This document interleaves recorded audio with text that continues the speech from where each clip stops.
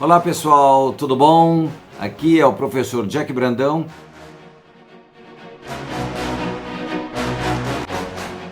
Hoje, como eu havia dito, nós vamos ter algo extremamente importante que nós vamos ver hoje, que é o verbo. Sim, como eu disse aula passada, São João já dizia lá na Bíblia, no princípio era o verbo. Tudo bem, ele está se referindo a Jesus, né? Mas aqui nós estamos nos referindo ao verbo.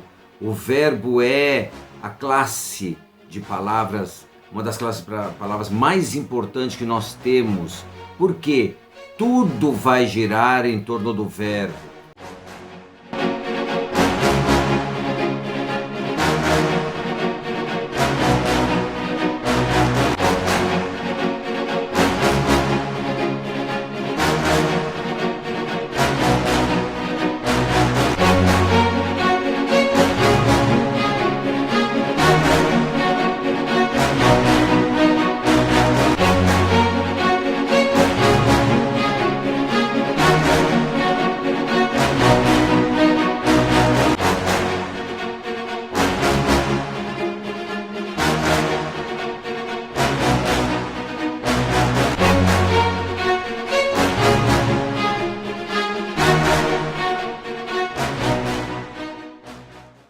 O verbo é a classe de palavras, uma das classes de palavras mais importantes que nós temos, porque tudo vai girar em torno do verbo.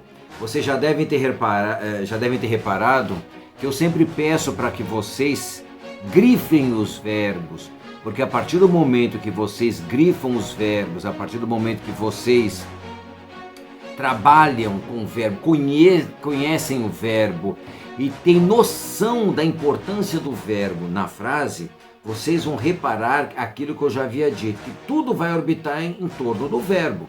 Então, conhecendo o verbo, sabendo empregar o verbo corretamente, todas as outras classes de palavra vão seguir na mesma linha, tá bom?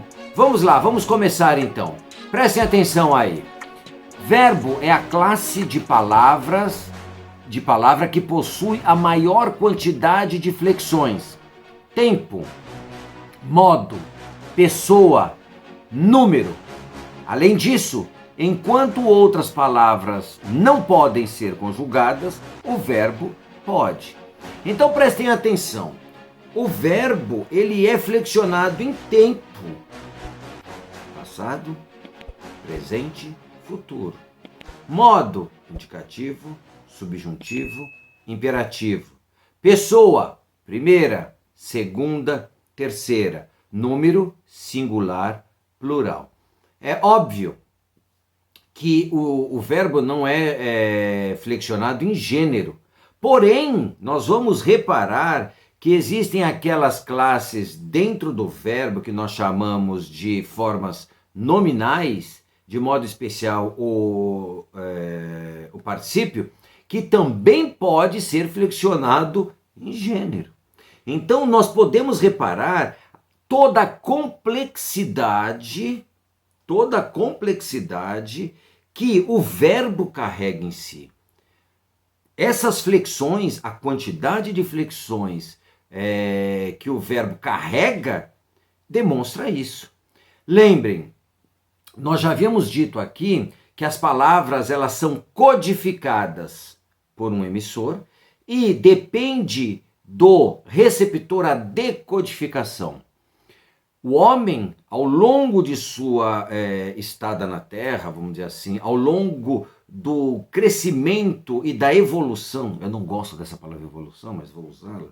Então, ao longo da evolução da língua, então, ao desenvolver o verbo, essa gama de informações foi sendo carregada junto a ele. Então, por isso que nós precisamos ter uma clareza, um conhecimento preciso da utilização verbal para que nós próprios não nos equivoquemos ou não levemos os outros a se equivocar, ok? Bom, vamos prestar atenção aqui, continuando o nosso trabalho do verbo.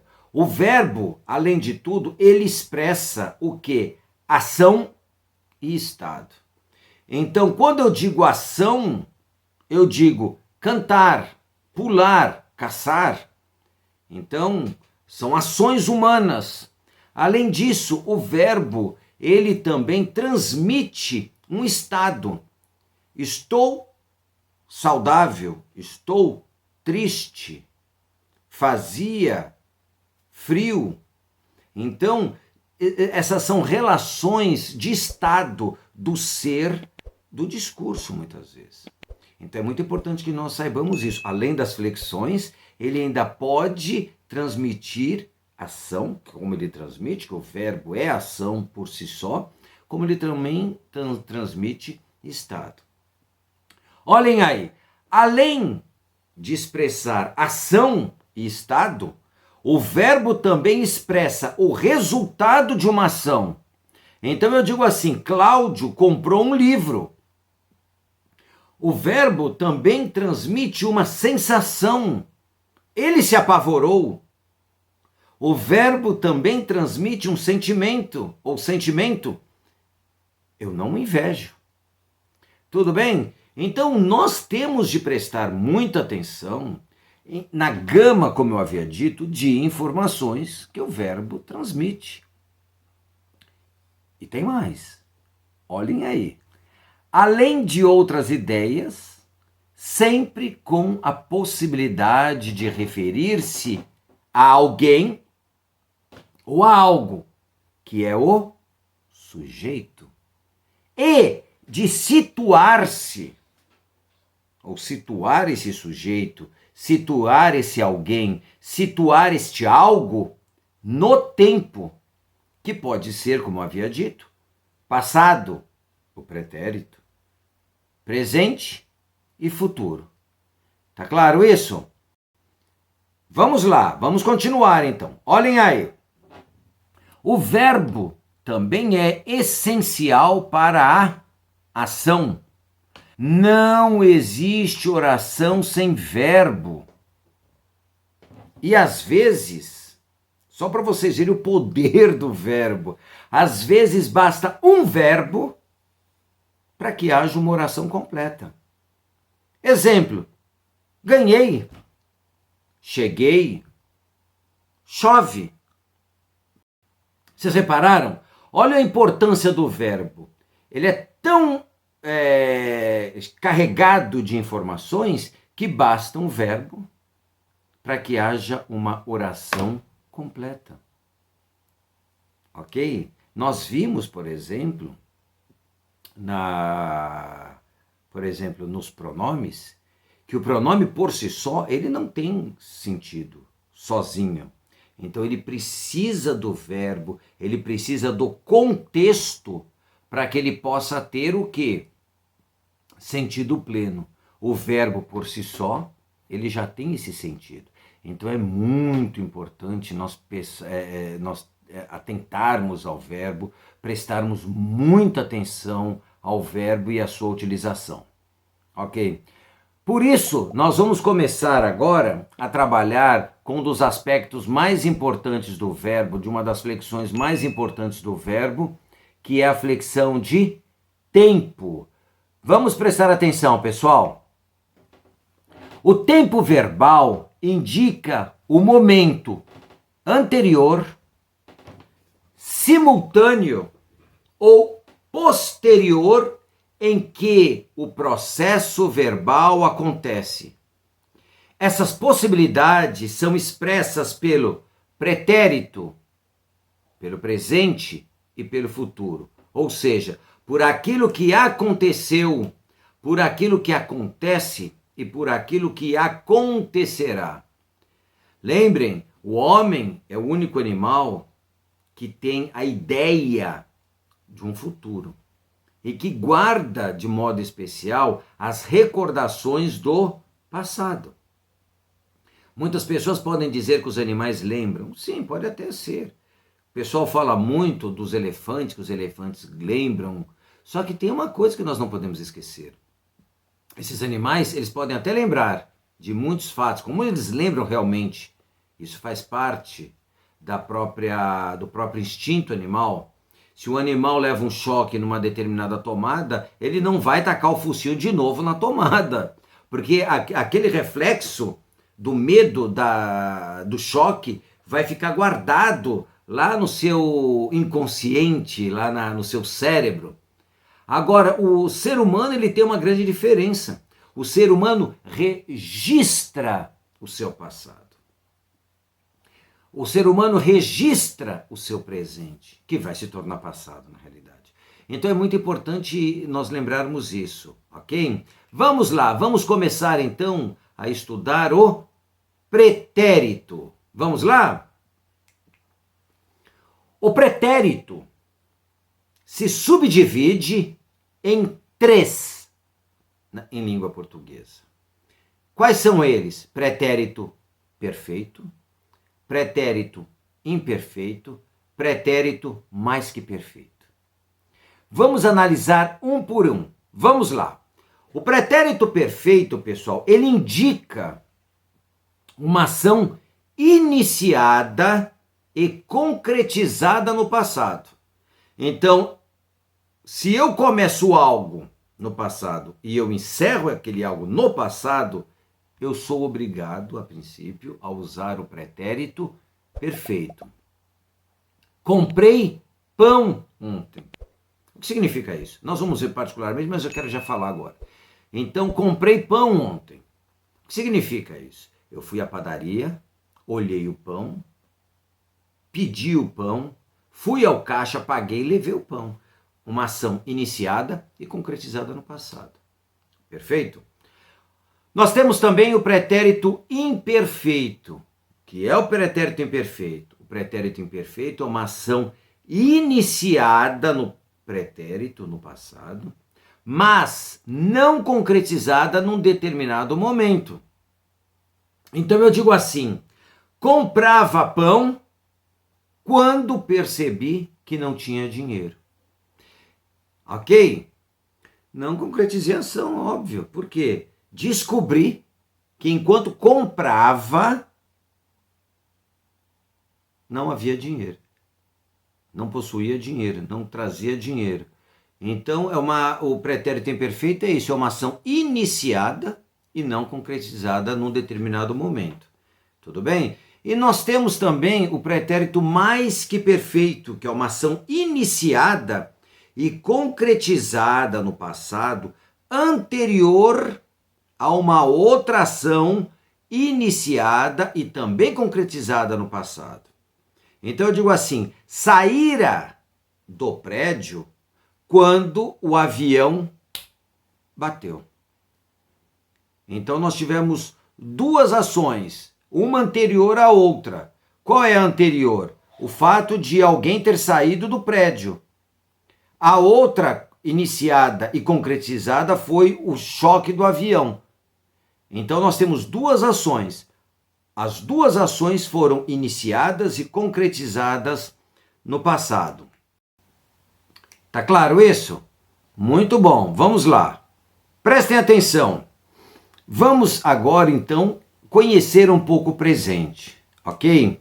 O que é o presente na realidade? O presente é o momento, é o agora, é o átimo. Portanto, o presente é indivisível. Acabou. Diferentemente do pretérito e diferentemente do futuro. Olhem lá. O futuro pode representar, em língua portuguesa, 2 aspectos importantes. Primeiro, algo que realmente pode ocorrer e algo que não necessariamente pode ocorrer. Então nós temos 2 tipos de futuro no português. Primeiro, o futuro do presente. Nós temos também o chamado futuro do pretérito. Vamos ver um por um, de uma forma mais clara e mais objetiva. Vamos prestar atenção. Outras relações estabelecidas pelos tempos verbais. O que eu quero dizer com isso?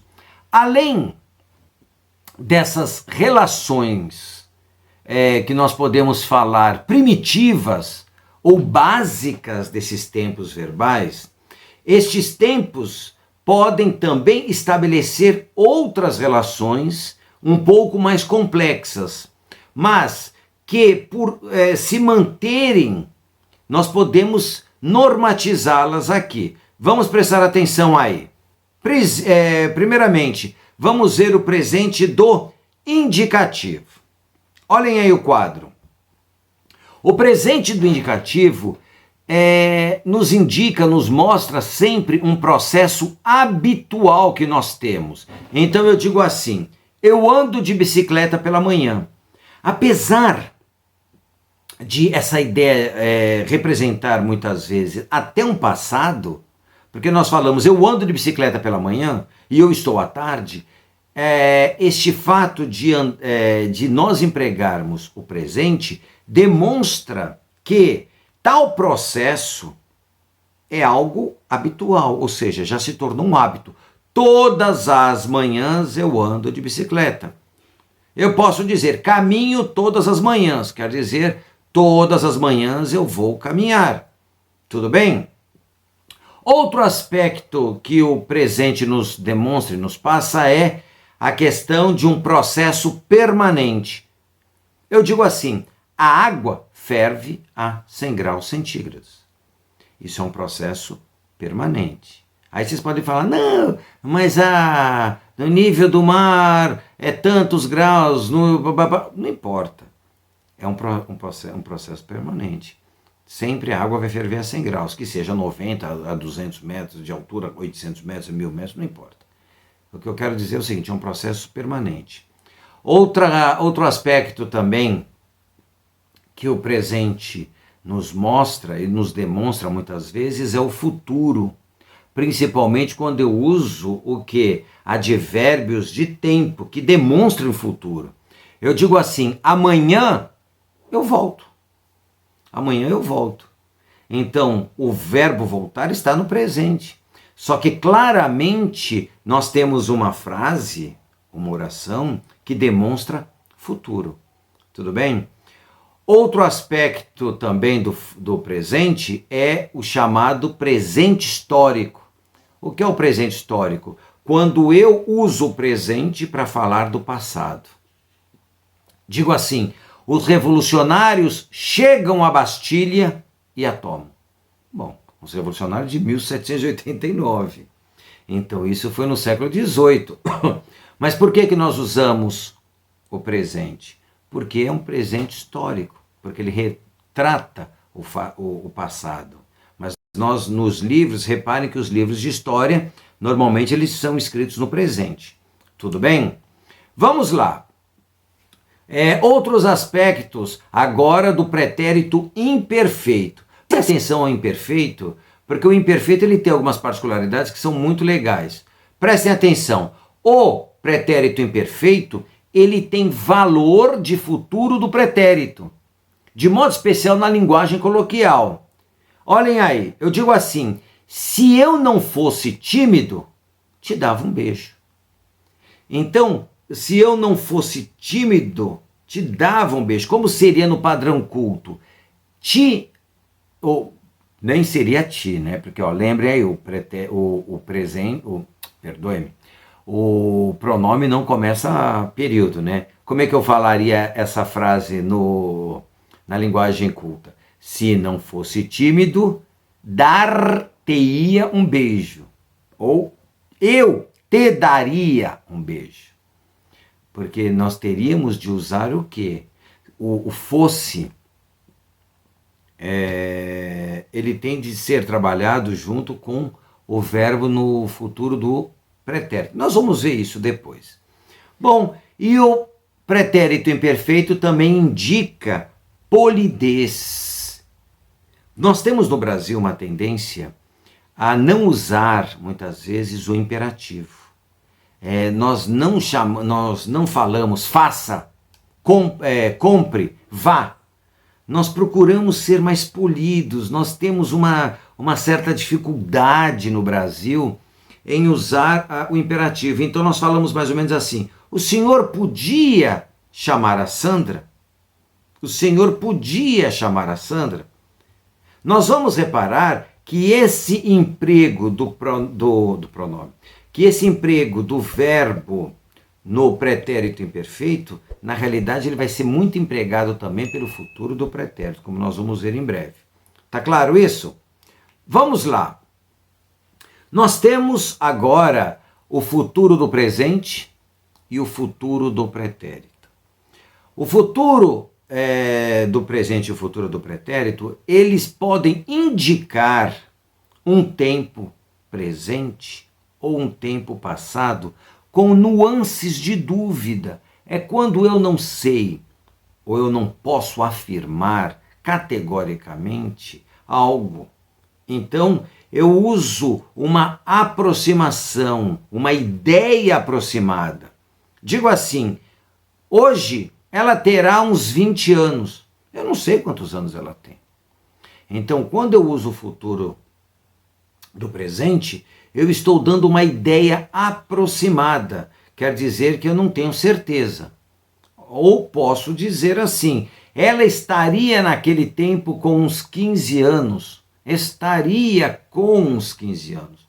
Não tenho certeza, não tenho a precisão para poder dar essa informação para alguém. Tá legal? Então eu uso ou o futuro do presente ou o futuro do pretérito, dependendo do contexto.